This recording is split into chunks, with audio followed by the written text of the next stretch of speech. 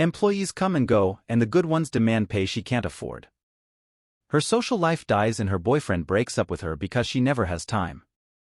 Her gym membership expires and, with it, her weekly yoga class. Seeking to reclaim her time and her life, Ashlyn considers hiring a general manager. Unfortunately, hiring a GM would put her margins in the red. She won't work the business for free and the cost to her life isn't worth the profit she makes.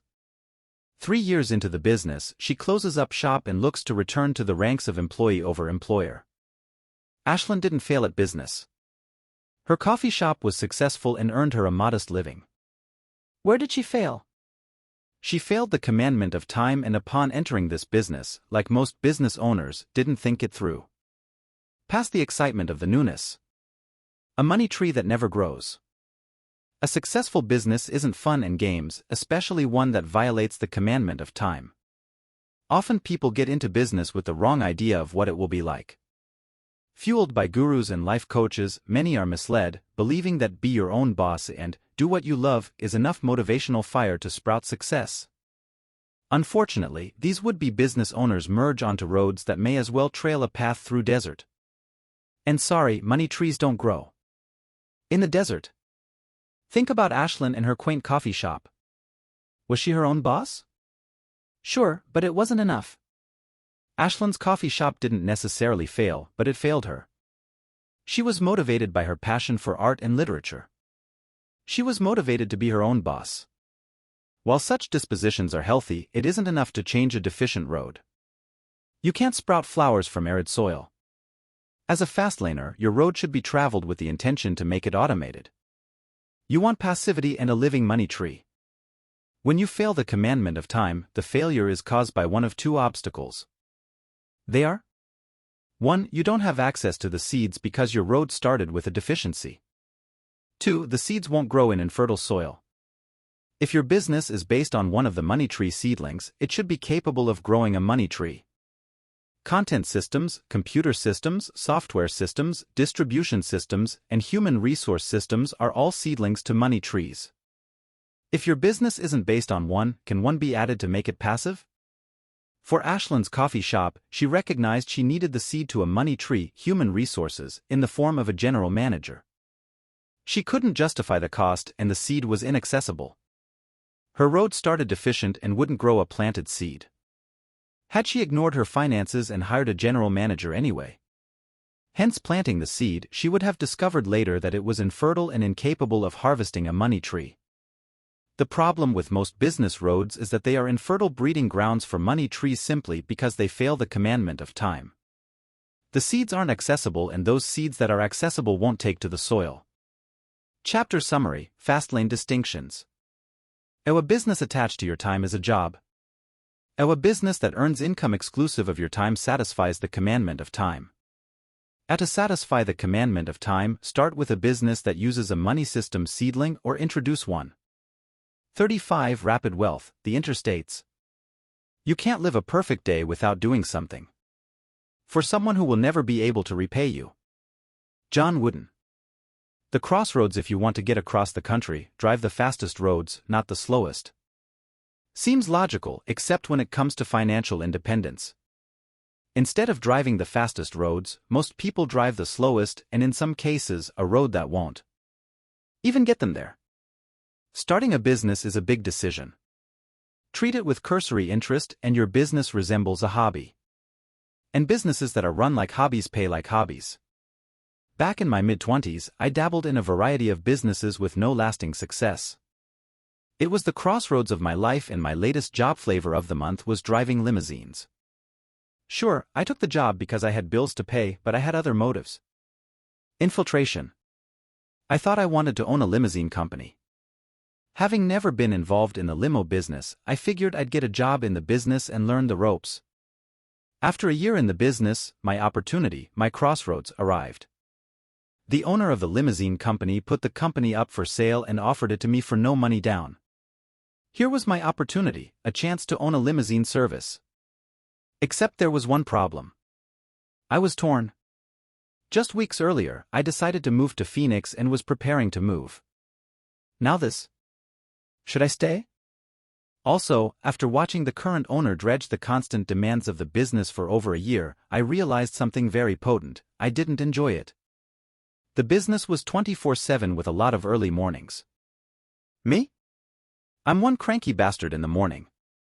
So I was faced with a choice that could be either treasonous or accelerative. Was this a road I wanted to take? Did I want to pass on this great, no-money-down opportunity and forego Phoenix? What did I do? I compiled my weighted average decision matrix, WADM, to give me clarity. Yes, I really used the stuff in this book. Obviously, Phoenix won and I didn't buy the limousine company. But what was in that decision matrix that helped me identify the right road and the right course of action? I knew the 5 FastLane commandments and which roads of business had FastLane purity, and I knew the odds of implementation of both. FastLane purity, 5 commandments. Thou shalt not invest in a needless business. Thou shalt not trade time for money.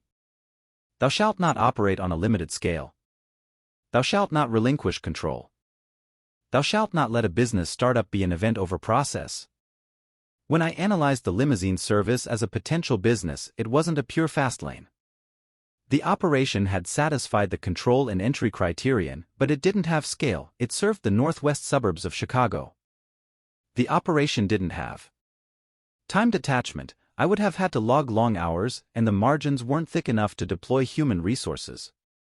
And it certainly didn't solve an unmet need. In Chicago, limo companies were a dime a dozen. To a FastLane the business, it would have required a lot of time, effort, and money. Deep down, I knew that I wanted to be involved in a business that was pure FastLane from the start, not one that needed to be molded. The purest FastLanes have the best wealth potential, and I knew it. When you grace the law of effect-ion, money moves your way. What are the purest FastLanes roads that possess superfast speeds? Which roads can tap into the law of effect-ion and start FastLane? The 3 FastLane interstates I call the most potent FastLane roads, the 3 I's, or the 3 interstates, because they possess the fastest upper speed limits and meet, or can meet, all 5 FastLane commandments. The 3 interstates are: 1. Internet. 2. Innovation. 3. Intentional iteration. Each interstate road is an umbrella for dozens of other roads. Put all 3 together and you have hundreds of roads available for your travel. Potent FastLane number 1, the Internet. The most potent interstate is an internet business. The internet has made more millionaires in the last decade than any other medium out there.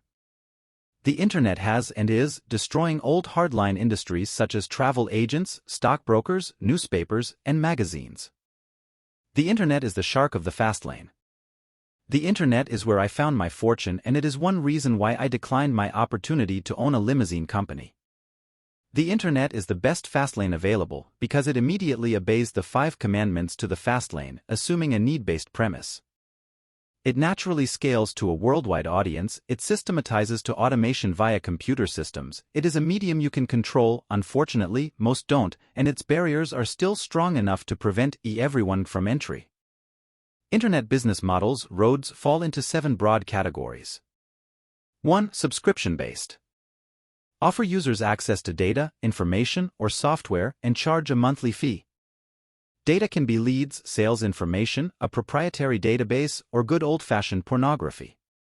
When 10,000 people pay you $9.95 per month for your information, you're balling the FastLane. When I owned my company, I paid for many web services, all subscription-based. From data analytics, who is visiting my site, to affiliate management, who wants to offer my service. One particular company ran a website monitoring service that kept track of website uptime. On its homepage it advertised how many clients it monitored. At the time, it listed 20,000 clients served, and I was paying $50 per month for service. Assuming my fee was average, 20,000 times $50 equals $1 million in gross revenue, per month. This is a perfect example of an internet business system in which the business is the system. No products. No shipping. No headaches. I'd speculate that this website enjoys margins of 75% and nets in the $750,000 range per month. How quickly would you become a millionaire earning $750,000 per month? Or would You rather save $200 per month from your $45,000 per year salary? The disparaging field of play is laughable. Examples of subscription sites are realtytrack.com and loopnet.com. 2. Content-based. Content-based models are online news magazines and blogs that disseminate information to a particular niche or industry.